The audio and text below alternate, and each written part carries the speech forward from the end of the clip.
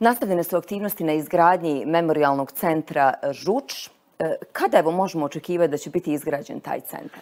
Pa po obećanju, pošto su sada nosioci radova opština Novi Grad, mi smo i tu poveli pitanje toga ti nosioca radova, ko će s tim gazdovati, da tako kažem, ko će upravljati, ko će održavati.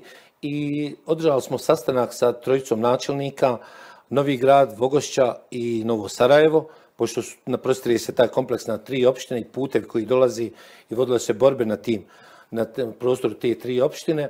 I napravili smo jedan, da opet kažem, hrabar, jedan revolucionarni sporazum gdje će Fond memorijala, koji radi u sastavu Ministarstva za boračka pitanja, na čelu sa doktorom Ahmedom Kulančom, jednim mladim, sposobnim čovjekom, vizionarom, koji u narednim minuta ću vam ispričati njegove vizije i naše zajedničke projekte koje će raditi. Memorijalni centar kompleks Žuč smo ove godine izdvojili 50.000 i prijašnjih godina se izdvajala sredstva koja su prebačena na opštinu Novi Grad.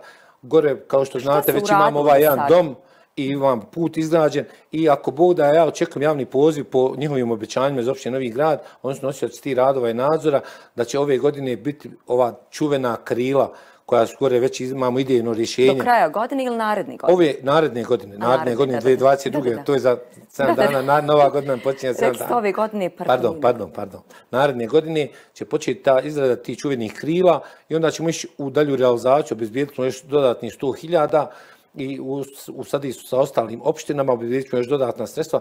Taj čitav kompleks trebao bi da košta negdje oko 4,5 miliona i pored centralnog spomen obilježja, to bi trebalo da bude najbolja dva, najreprezentativnija centralna obilježja u kantonu Sarajevo i dalje.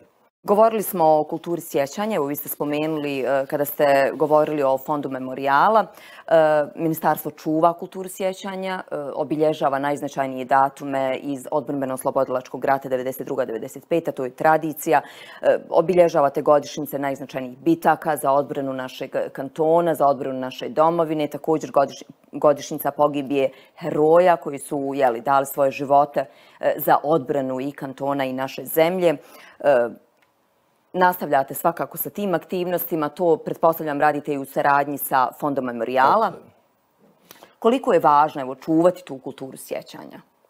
Iz mog ugla najvažnije.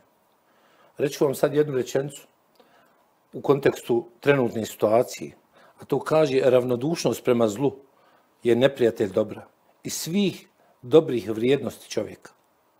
A nas je puno ravnodušni. Ravnodušni smo prema komšijama, ravnodušni smo prema radnim kolegama, ravnodušni smo prema boračkoj populaciji.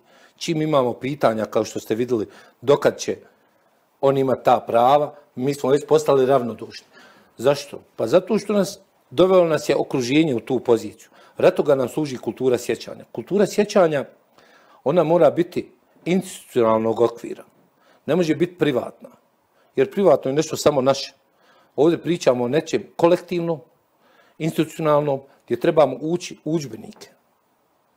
Mi sada nismo u kurikuluma, u istoriji. Koliko ste zadovoljni time koliko djeca zaista uče o tome šta se dešavalo tokom protekle agresije? Je li se treba tome posvetiti više pažnje u udžbenicima, u školama? Pa kako da ne? Pa naša djeca su super junaci, neki američki lažni heroji. Kao Superman, Spiderman, neki izmišljeni likovi. Liga pravde.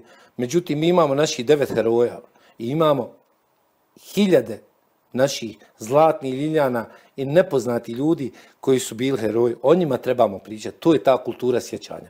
Ovom prilikom čestitao bih doktoru Ahmedu Kulanču, direktoru Fonda memorijala, koji je sa nama zajedno organizovao prvu međunarodnu konferenciju kultura sjećanja ka institucionalnom okviru, koja je bila međunarodnog karaktera, gdje smo imali profesore iz Amerike, Holandije, Kosova i iz Evrope i drugih zemalja. Tu je bio Amor Mašović, tu je bio Emir Suljagić, koji izuzetno također cijenim, odličan posao radi u Memorijalnom centru i koji treba da bude u strateškom nekom planu, pored Fonda memorijala, Instituta za istraživanje ratnih zločina, Memorijalni centar, da bude platforma jedna naučna s koje ćemo mi pričati o kulturi sjećanja, da je dižimo na veći nivoje.